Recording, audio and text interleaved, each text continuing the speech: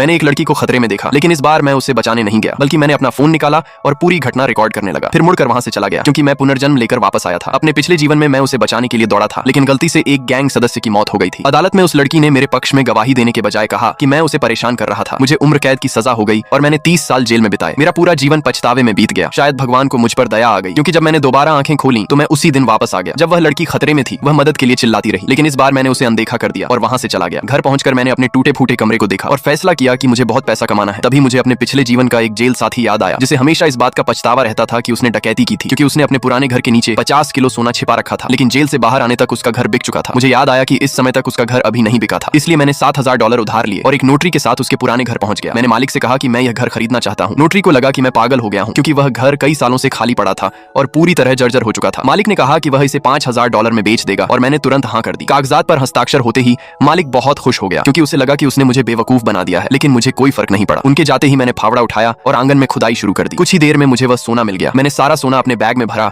और एक्सचेंज पहुंच गया। वहां एक कर्मचारी ने मेरे कपड़े देखकर मुझे भिखारी समझ लिया और बाहर निकालने की कोशिश की। मैं गुस्से में आ गया और अपने बैग से एक सोने की ईंट निकाल ली। पूरा हॉल शांत हो गया। मैनेजर ने सोना देखा और तुरंत मेरा स्वागत करने लगा और मुझे वीआईपी रूम में चलने के लिए कहा, लेकिन मैं नहीं गया। मैंने सिर्फ उस कर्मचारी की तरफ देखा और मैनेजर ने उसी समय उसे नौकरी से निकाल दिया। संयोग से वही लड़की भी वहां मौजूद थी। जब उसने मेरे हाथों में सोना देखा तो मुस्कुराते हुए बोली कि हमारे बीच बस एक छोटी सी गलतफहमी थी और उसने मुझसे उसका बॉयफ्रेंड बनने के लिए कहा। मैंने उसकी तरफ देखा और कहा कि तुम बहुत बदसूरत हो। फिर बिना पीछे देखे वहां से चला गया। मैंने सारा सोना बेच दिया और मेरी कुल संपत्ति तुरंत $3 करोड़ तक पहुंच गई। तभी मैंने टीवी पर खबर देखी और मुझे याद आया कि जल्द ही जमीनों की कीमतें आसमान छूने वाली हैं। मैंने फैसला किया कि कीमत बढ़ने से पहले सबसे लोकप्रिय इलाकों की सारी जमीन खरीद लूंगा और इस शहर का सबसे बड़ा रियल एस्टेट कारोबारी बन जाऊंगा। मैंने फिर से नोटरी को बुलाया और हम पागलों की तरह जमीनें खरीदने लगे। जब उस लड़की को पता चला कि कोई व्यक्ति बाजार कीमत से भी ज्यादा दाम देकर घर खरीद रहा है, तो वह अपनी माँ के साथ अपना घर बेचने आ गई। मैंने बड़ी मात्रा में जमीन खरीद ली और वह अब भी मेरा मजाक उड़ा रही थी, ये सोचकर कि मैं बेवकूफ हूँ। फिर नए विशेष आर्थिक क्षेत्र परियोजना का प्रमुख वहां आया। उसने देखा कि उस पूरे इलाके की ज्यादातर जमीन अब मेरे पास है। उसने तुरंत मुझे होटल में बातचीत के लिए बुलाया और हम जल्द ही एक समझौते पर पहुंच गए। जैसे ही अनुबंध पर हस्ताक्षर हुए,